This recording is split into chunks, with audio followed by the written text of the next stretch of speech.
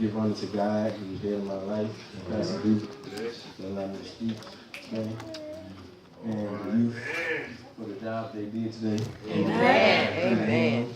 Amen. You know, I try to keep the hymns around because the hymns today was one about the old folks too. That's why I try to pick myself off around the house just singing old hymns like I love the Lord who heard my cry. Before this time, another year.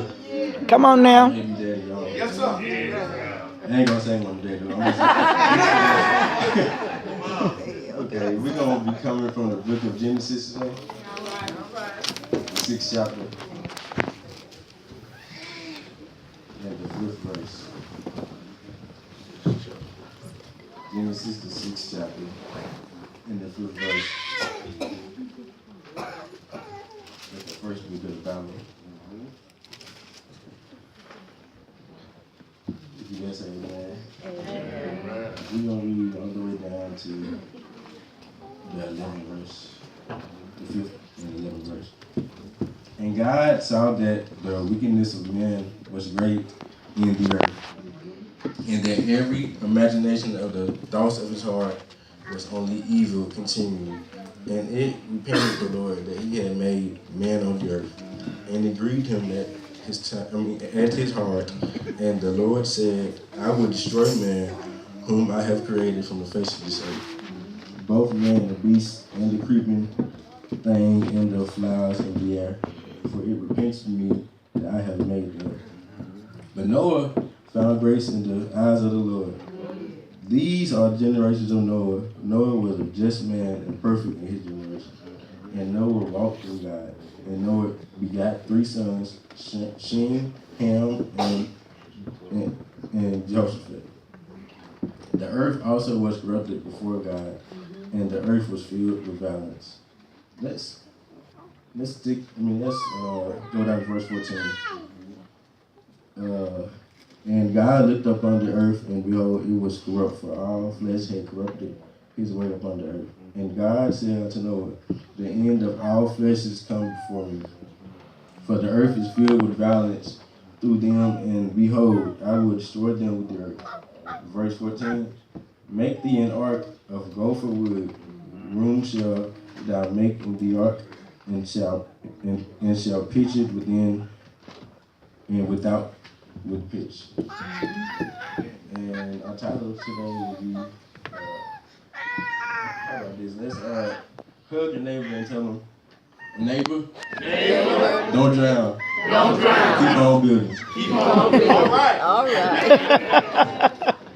Don't drown. Keep on building.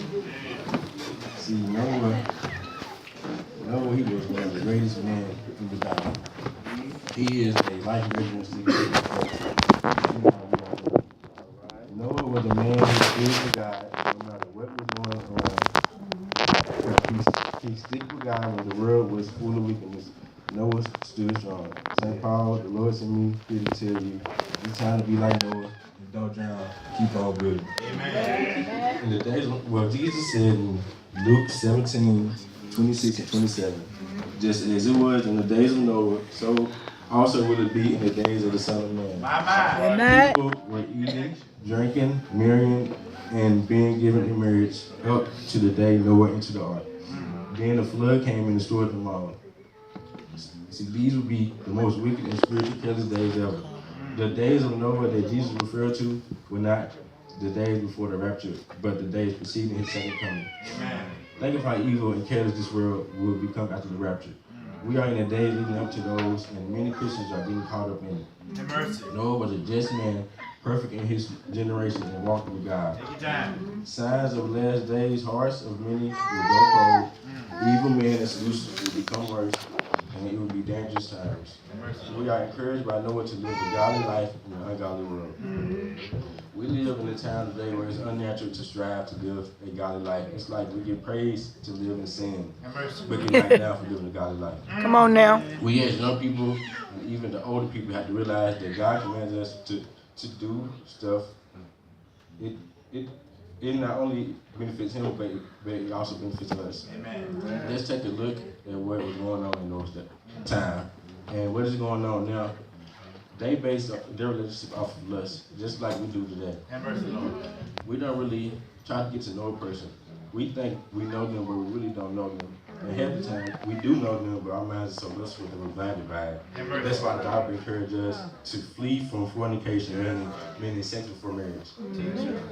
Every sin that man doeth is without the body, but he that commits fornication sinneth against his own body. And you can find that in 1 Corinthians 6 and 18. And you basically destroying or drowning yourself. And you see, God made this world. He knew from the beginning what would drown us and what would build us. That's why he gave us this Bible so we would know what's in store for us if we decide to drown or if we decide to build. Come on now. You see, we drown physically because we put our own bodies at risk. Well, what do you mean we drown physically? Well, we risk our bodies by doing fornication because we can get caught up with transmission of diseases, like unwanted pregnancies and potential emotional scarring from a promiscuous lifestyle of multiple partners.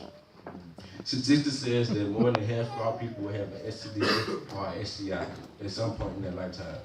Recent estimates from the Centers for Disease Control and Infection show that there are 19.7 million new STIs every year in the U.S.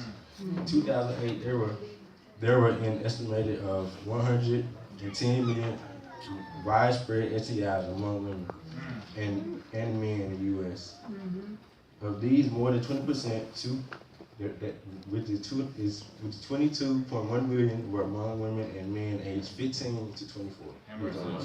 Today's society is carefree thinking on sex. I realize this simply why not as long as I do it the safe way.